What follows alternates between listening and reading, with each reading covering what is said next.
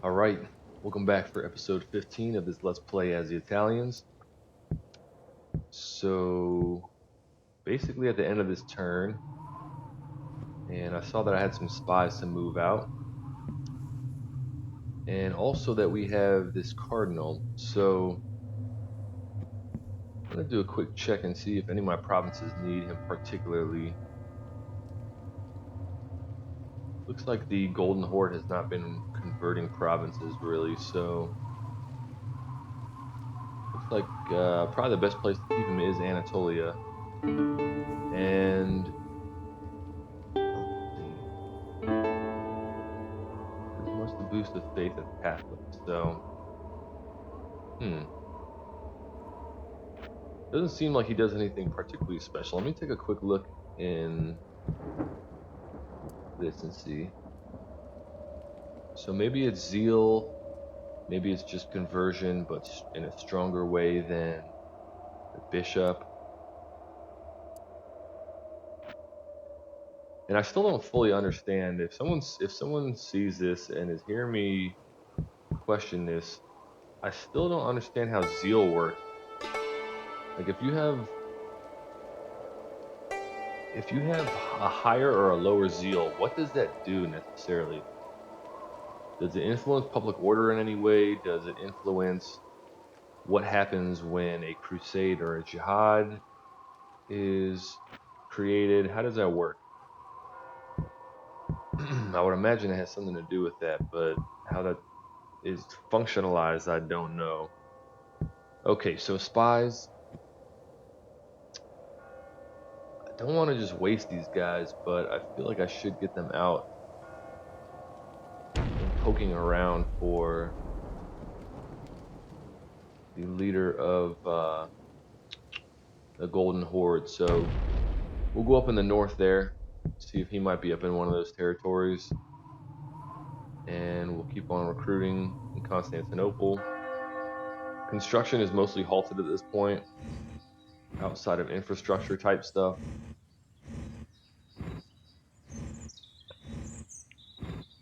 Kind of want to restabilize financially.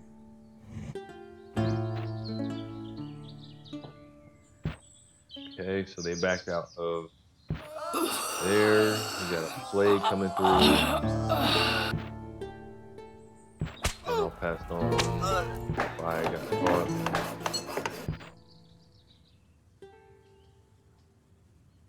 Fortunately, it was rejected. Okay. So the situation with the papacy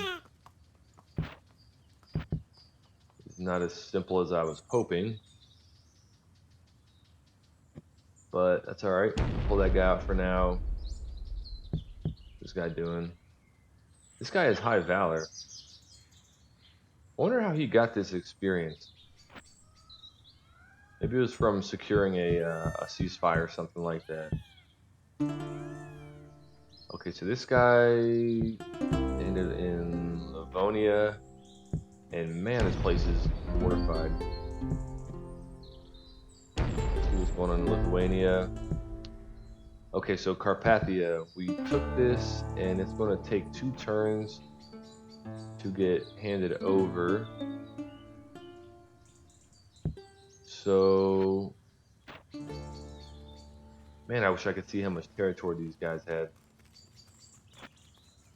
Because I don't want to direct too much energy towards the Golden Horde. They're not competition for the Glorious Achievements victory.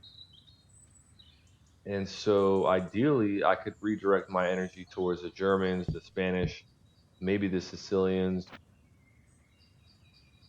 But because of the situation with the Pope, I believe I said until 1284 I wasn't going to attack the Catholic factions. So for now, we are going to keep this train moving. We're going to have the Dodge move into here with these men as reinforcements, and then we'll have these guys sit and hold Carpathia and maintain the siege there. I'm assuming it's still going to keep the same amount of siege time.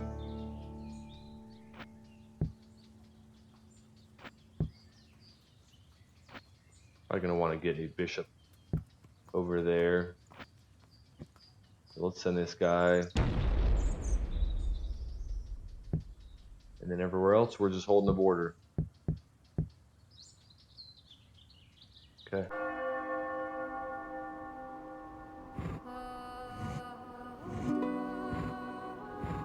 Looks like the Polish are done for. Shit, see the Golden Horde coming in and Trebizond.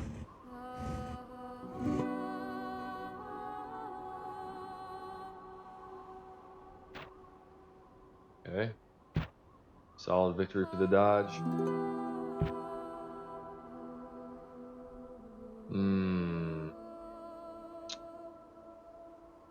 We have a solid general here. They might have better troop quality. I'm gonna risk it. Ooh. Yeah, that hurt, but at least we won. Oh, yes. Oh, that's awesome. Okay. Oh, I really hope the Pope doesn't die now. That's awesome. Okay. Let's see.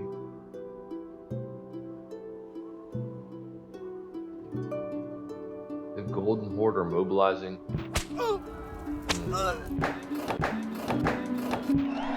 Okay, so this is curious.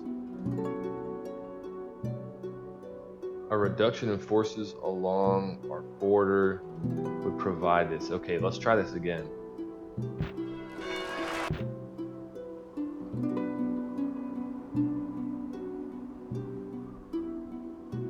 Okay, Hungarians rejected the ceasefire. Alright, interesting. Okay, so there's a good couple of things going on here. I'm going to pull a couple troops out. You know what, I'm going to try to do bare minimum of what they're asking me to. I'm going to bring troops out of Tuscany, and I'm going to bring troops out of Venice, but I'm only going to bring one squad out of each. And then with that, we're going to re-offer an alliance. So where is my emissary? He's like hiding behind the Pope there. We're going to re-propose there. Okay, so 3 interesting things here. The excommunication of the Germans means we have free roam to attack.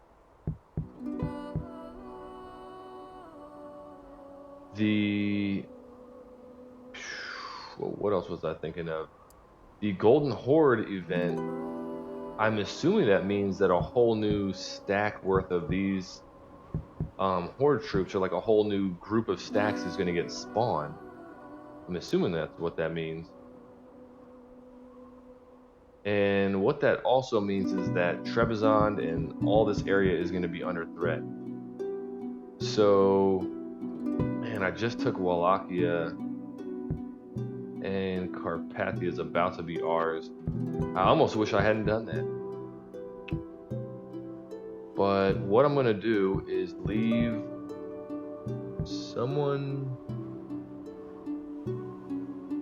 Man, I wish I had a general, a decent ranked general I can put over here. Let's do this. Who's going to get the title here? Militia, Spearman. Maybe the Spearman. Okay. We're going to give to this guy. And then we're also going to give him this... oh, that doesn't give... Damn it, that doesn't give command. Okay, well, that's okay. It's not going to be a super important province. What we're going to do is we're going to leave a full stack in Wallachia.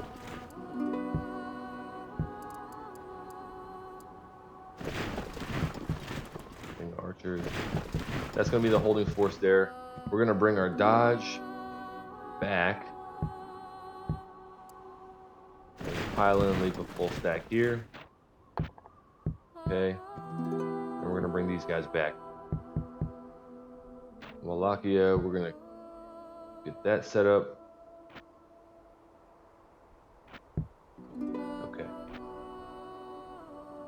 Alright, I am going to be prepared to back out of Trebizond and Anatolia.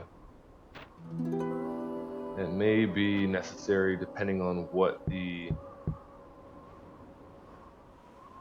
Wow, okay, I think this guy really converts people fast. Seems that's what cardinals might be for. And then maybe the inquisitors are kind of meant to wreak havoc. So, heresy and dissent, Catholic Flux's presence reduces heresy and can cow the whole population thanks to his reputation. So it's possible that this is like 3 different tiers of religious conversion and they don't do anything outside of that. It's also possible that this guy might have some kind of ability to persecute a general or something like that, and if he doesn't have high enough piety, or however you pronounce it, they get executed or something. I feel like I remember that happening in Medieval too. But yeah, we're gonna have to wait and see on the whole Turkish situation. Trebizond got pounded pretty hard. I'm thinking I should probably send some reinforcements over there. Send these guys up. Neither one of these provinces is super valuable to me, so. And the Doge is going to command the next force that will go against the Germans.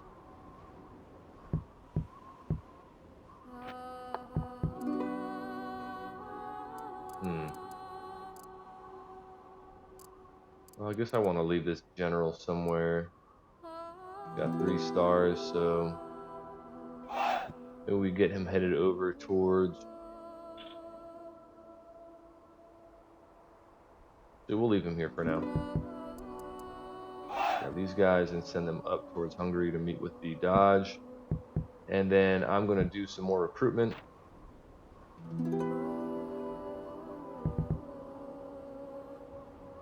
Do 3 turns. I'm picking Italian infantry because I think the person's name was Andy, had said they liked that unit. Sorry for not fighting some of the battles, but I think I had mentioned already that it's mostly a time commitment issue. At some point, I will definitely do a campaign where I fight big battles. But for now, I'm going to hold off on doing that. And I want to see how long this campaign takes. Playing on expert, doing the late period. But for sure, regardless of that, for sure I will eventually do a campaign. Maybe even the next Medieval 1 Total War one that I do where I fight battles. I'm probably going to switch titles after this campaign's over. But anywho. Okay. Should be good on that turn.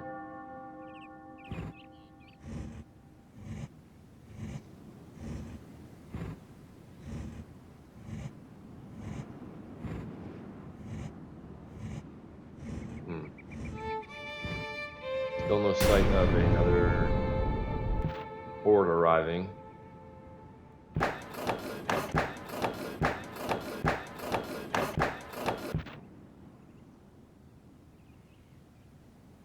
He was too busy seeing me personally, but the answer was no.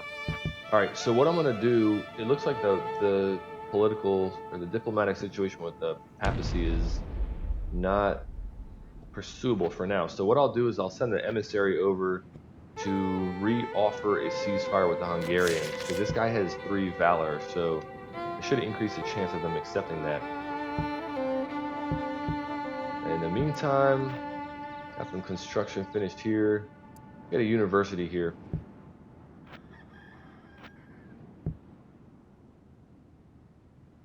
And money is kicking up, so we're going to go back to recruitment for a little while. Partially because of that notification of an incoming horde, at least what it sounded like it was signaling. And you know what? Who is our idle guy? This is our governor. I think that we should do a little experiment here. So 2,233 income with a governor with 3 acumen. If I give him 2 more acumen, what is that going to do? I don't think the chancellor affects Constantinople. So the governor, pull him out, make sure I specifically add this on him. 2,233, so 2 acumen added 300, about 340. 341 income from 2 more acumen. So nothing crazy, but worth assigning it to him. And it's possible that as we, well, it looks like I can't expand the infrastructure much more. Yeah, fortress is the final level, and I guess the master merchant is the highest tier of merchant structure. So Constantinople has probably reached its peak as far as finances, but university will probably give us some kind of benefit.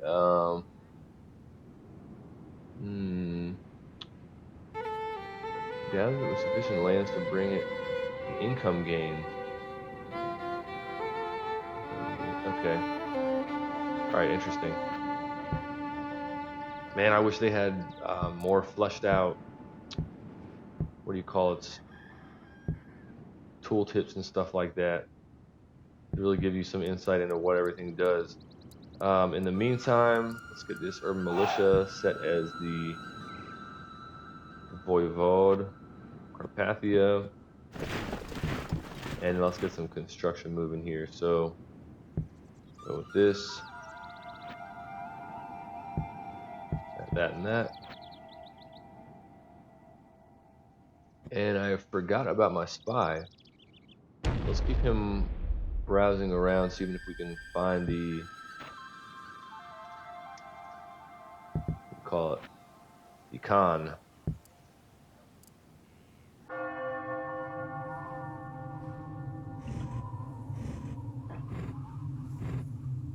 I feel like there was something else that happened earlier diplomatically that I wanted to comment on.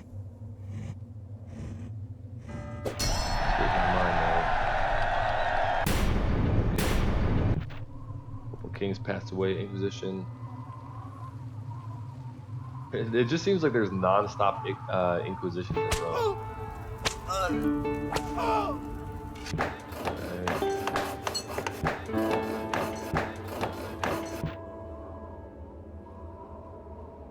Yes, okay, good. We are back in with England. That makes me feel good about the border. And you know what? I don't believe they're allied with the Germans anymore. They are not. Okay, so where do we strike? Is it time to strike with this force, or do we not have enough? Poland is pretty fortified. So let's do this. I'm going to try something out. What is the quickest way for us to get to Burgundy? I guess it's just straight across. We're going to bring a force with the Dodge over to Burgundy, and we're going to attack Lorraine.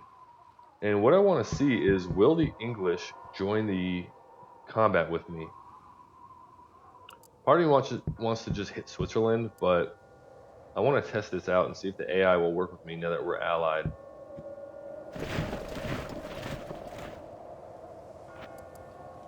Okay, and then we're 1 turn away from our next recruitment wave joining, what's it called? Joining the Dodge up there.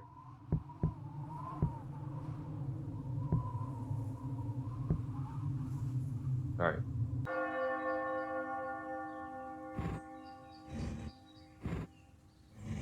Still do not see the Khan.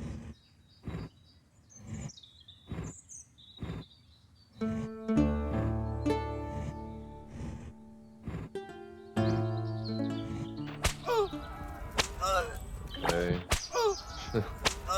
Our new allies getting a spy after us.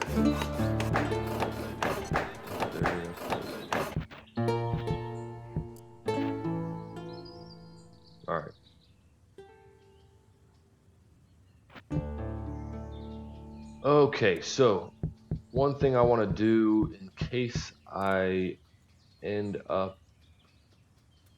Oh, okay. If I ever end up wanting to put a crusade together, we're going to get a chapter house in Venice. And I'm picking there because we have 100% zeal here. And I think it's reasonable to say that with that, I could expect a stronger force to get amassed out of there. Now it's time to move the new recruits over to Burgundy.